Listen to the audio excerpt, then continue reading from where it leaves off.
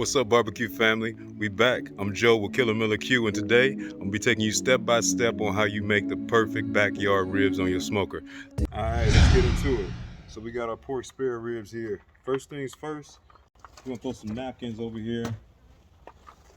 Just make sure you've already. I'm a traditional old schooler. I like to still wash my meat off, get everything nice and cleaned off. But then after that, let's get rid of all the moisture on here. That just kind of helps everything kind of set up and tack up. I'll walk you through exactly what I do as far as with my ribs. Obviously, that doesn't make it absolutely perfect. If you got a different way that you like to do yours, leave it in the comments below and kind of give me an idea. I think the smoking in general is kind of a tinkering man's game, so you get to the point where you're always trying different things, but I do got the things that I like myself for the best, and I've kind of figured out what works good for me. So that's what I'm going to show you in today's video as we're working through these spare ribs.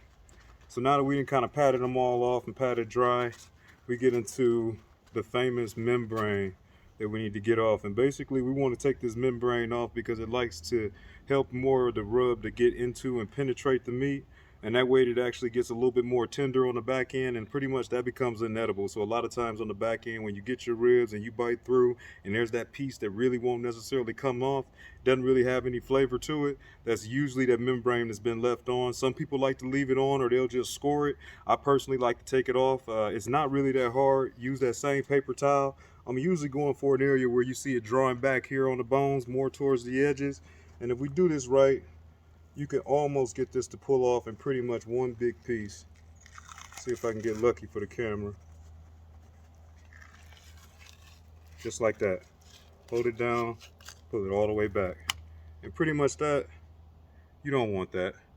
We take that off, get rid of it, get us down to something much more tender. And again, this isn't competition ribs. I'm by no way a competition pit master or anything like that. But with that said, I sat back and watched a whole lot of hours of a lot of competition people doing ribs and a lot of people on YouTube and so on and so forth to at least come up with something decent to bring into the next person that maybe wants to cut down a learning curve of what it takes. So what I'm doing now, and literally I really don't do a whole lot to my ribs other than taking off some of this extra fat. Some of these extra little pieces is just kind of hanging. Part of the reason you're taking that off is if it's really not edible. I mean, at the end of the day, what is it really bringing? I know a lot of people always go with the fattest flavor, and definitely that is true, but it's kind of like, it depends on what kind of fat it is. You know, usually that's the kind of fat that's in between the meat and so on and so forth. Most of the stuff that sits on top, a lot of times, unless it's acting like a true barrier to actually stop us from burning the meat or something like that, most of the time what it's doing is just being a barrier between your rub sticking on your meat. So a lot of times for me, I'll go ahead and trim off a lot of the fat. I'm not like a person that usually likes a whole lot of fat on the steak and so on and so forth. So obviously, to each his own. I'll go ahead and trim up just a little bit of that. And truthfully, I might not even normally did this much if I wasn't taking the video today. So that's pretty decent. So a couple of the other things that I do like to do that I think make a huge difference. We're gonna flip this thing over. Looking at the spare rib. Or actually, this is the St. Louis style, basically. You think about the spare rib in general, that one would still be whole. St. Louis, they pretty much take the spare rib and clean it up a little bit and kind of make it more into a long rectangle. Couple things that you're gonna always usually see is this piece right here. It's usually sitting on a mean piece of fat. I'll take this off personally. It never quite cooks up right, and then this fat area never quite gets right. So what I usually will do is I'll cut this piece off. I'm gonna end up taking off a couple of these bones and squaring this thing up a little bit, and that piece right there is usually something that I'll end up having for my dogs or for a treat early along the way, or just something to snack on. Get rid of some of this extra fat that we don't necessarily need and get it down to pretty much just being the meat itself. And then from there, I'll season that up and then we'll cook that. I'll take off a little bit of this extra fat here along the way too. And keep in mind along the way, I'll always, anything, I'm a huge, like probably a lot of people these days, I'm one that loves to go to Amazon. It's easy, it's effective, and at this point I'm like a one-button shopper, so it makes my life quick and fun. But anything that I use that I have success with, I don't do any I don't have any sponsors or anything like that, so I'm just going to tell you things that have worked for me, areas where I was able to kind of cut the corner or something like that, or probably a tip that somebody else passed down to me that I'm now kind of passing on to the next person. I'll always put my links in the description. One thing is this knife here, obviously not a Dow Strong or anything, but I did find this one on Amazon. I think it says 2O color, TUO color. It's actually a great knife, boning knife. Get you something like this, something, as long as you got your sharp knife, no matter what you got. If you got whatever in your normal kitchen, go ahead and sharpen that up, and that'll be the knife that you use. But definitely when you're doing your trimming, try to have a nice sharp knife. It makes life a little bit easier to kind of get started. Okay, so that's more than good. The only other thing that I'm gonna do is, normally there's a couple bones that are kind of floating. If I reach and feel down here, its meat gets real thin. All these flies around here. And this is just a partial bone. It literally stops about right there. I'll usually go ahead and cut that one off, because what happens is, with that being thin meat, it usually cooks up really fast. And overall, a lot of times, and this rack really wasn't that bad, but a lot of times it's a little uneven. It's a little smaller, and overall it just kind of messes up the uniformity of your rack. And again, while obviously we're just kind of doing this in the backyard, I kind of got started with smoking, watching barbecue pit masters and some of those guys. So I always kind of more or less tried to do halfway some competition stuff, knowing that I was nowhere close to being a competition kind of guy. The other thing that I did on the other side, another one is a short, long bone there. Usually doesn't have as much meat on it. Square those up, and now I got a little something I can snack on along the way before this long cook gets done. And then I'm gonna have a nice, pretty small rack that we're gonna kind of finish up with. So that's basically all I do as far as trimming. So the next big thing that I like to do is I like going over the binder.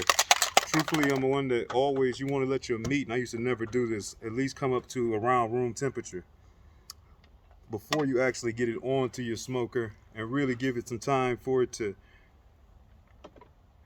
let that rub soak into your meat, and for your meat to kind of relax a little bit and accept it, open up those pores, then it'll be ready to kind of go on there and really start to get a good smoke in.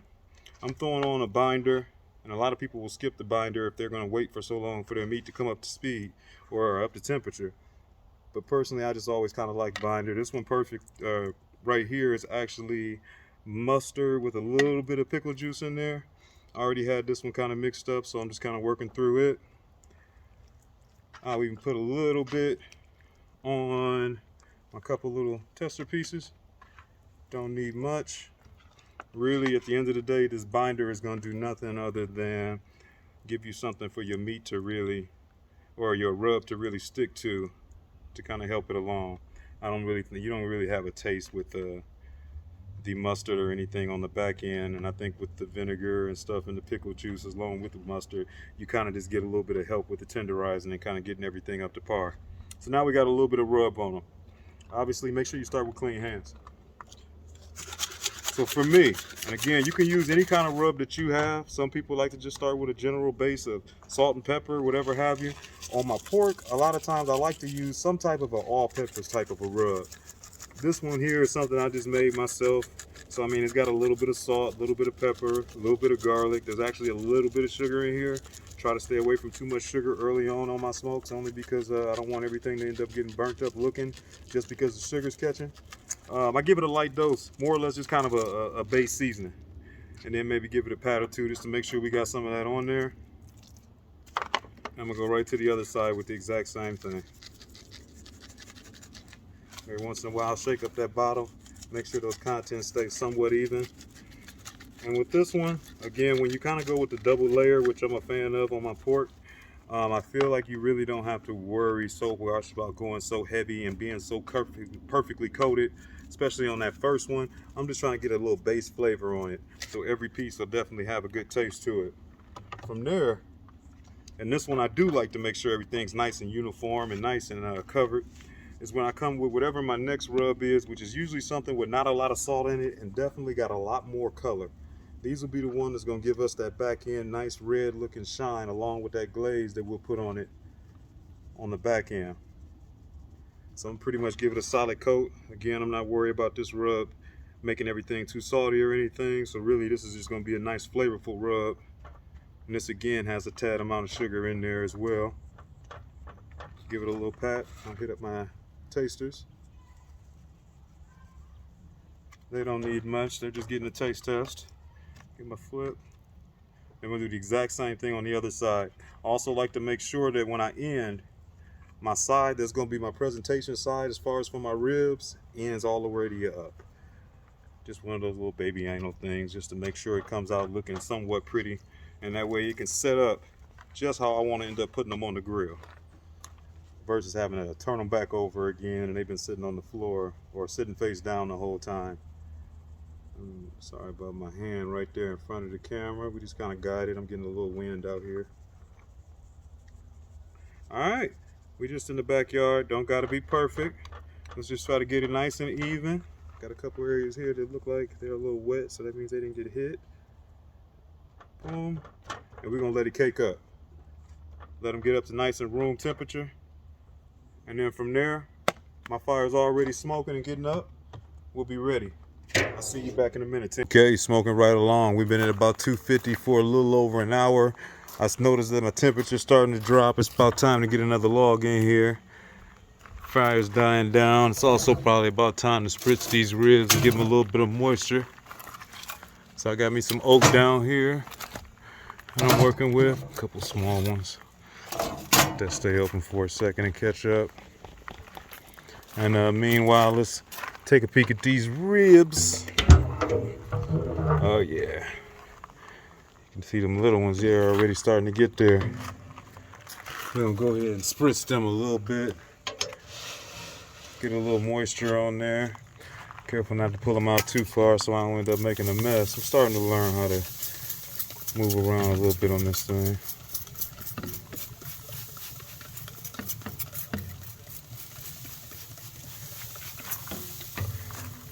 I like to go ahead and kind of give them a flip. Make sure we're getting some even cooking. Make sure I'm able to get my moisture on both sides.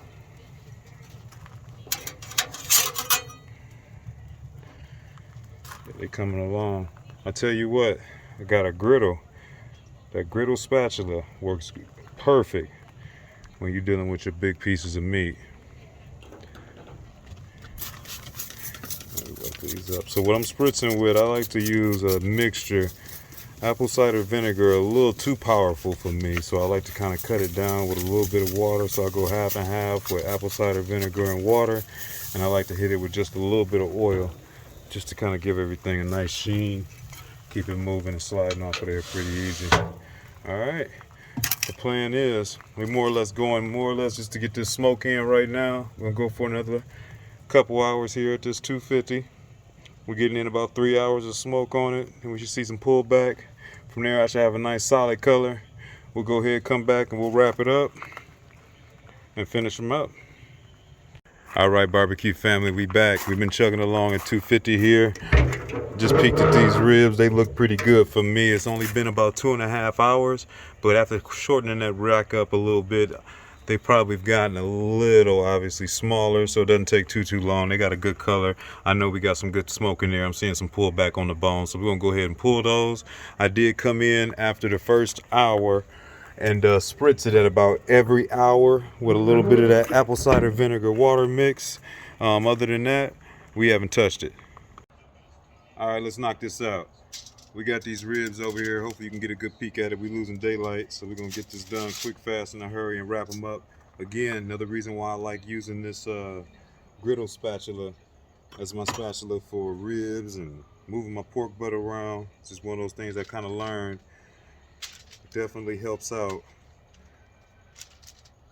with being able to move everything without tearing it up before you get a chance to actually present it.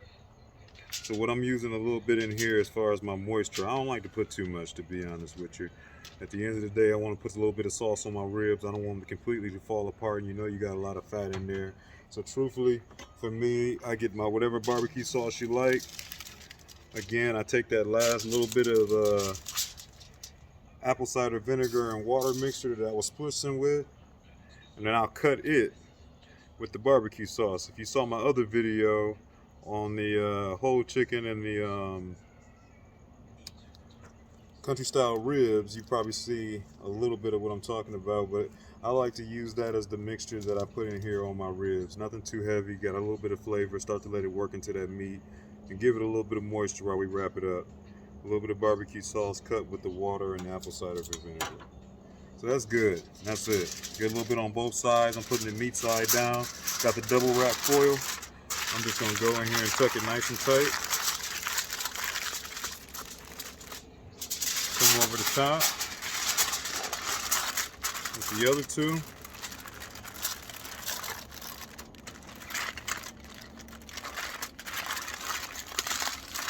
And pull it all back to the middle. And we're going back on the pit like this. They've been going for about 45 minutes wrapped up. Once I can usually get a good bend and I can start feeling I'm getting a little bit of wiggle in the package, I know I'm about ready because I still got some time that I'm about to put them back out there glazed. I want to make sure you can kind of see those bones pulling back. Got some good juice in there, but not too wet, which is perfect. A lot of times I found out when I get too much juice in there, I'm usually at the fall apart stage. So another thing I like to do is I like putting mine on a rack and a tray. Just makes it a lot easier to kind of transport it around and work with it once they get nice and wiggly and we start getting them done. So I'm going to use the rest of this little barbecue sauce cut with that apple cider and vinegar and get us a nice little glaze over there. And then I can actually still use, because it's not too oily, not too thick, a little bit of the juice that was in there to kind of use as just a nice little something to apply on the top. Just to get a little sweet finish. I don't got to put much on the back of it. And then what I'm going to do is I'm going to put these back on the grill. Maybe another good 15, 20 minutes. Let this sauce set. And then I'll do a last little bit of a glaze. And then I'm going to let them sit. Let's see if we can get a clean flip. Woo. Could have used my spatula. That would have been a little cleaner and easier. Color's looking good. I'll make sure I tilt it up there so you can check that out.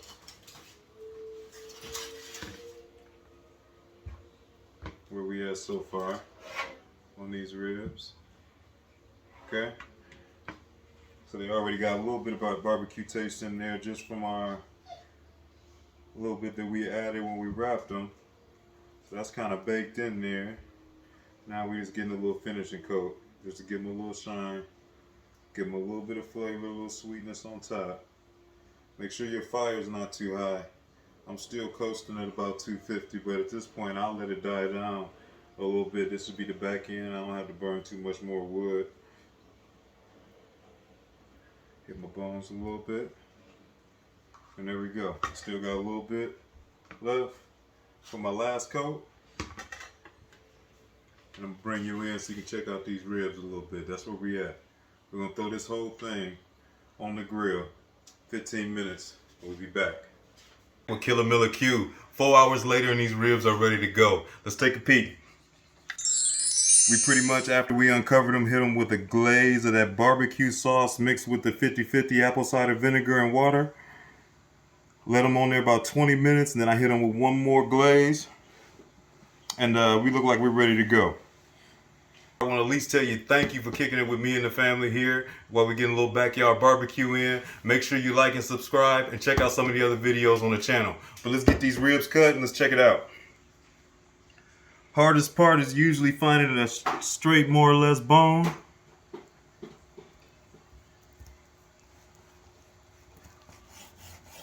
we go. There we go. That's a little bit easier. Better way of trying to go for a clean cut.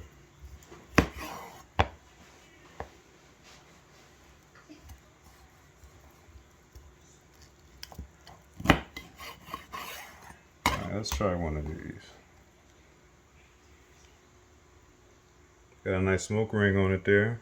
Really nice and juicy. Focus on that a little bit. Let's see if we can get us a clean bite.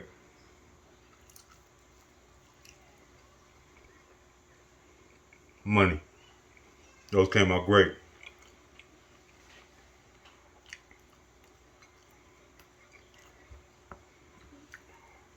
Grab you some ribs right now, go out right now and get at a try.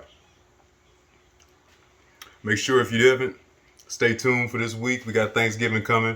A couple turkey videos coming your way. I'll show you a little teaser of what we're going to be doing. Killer Miller Q.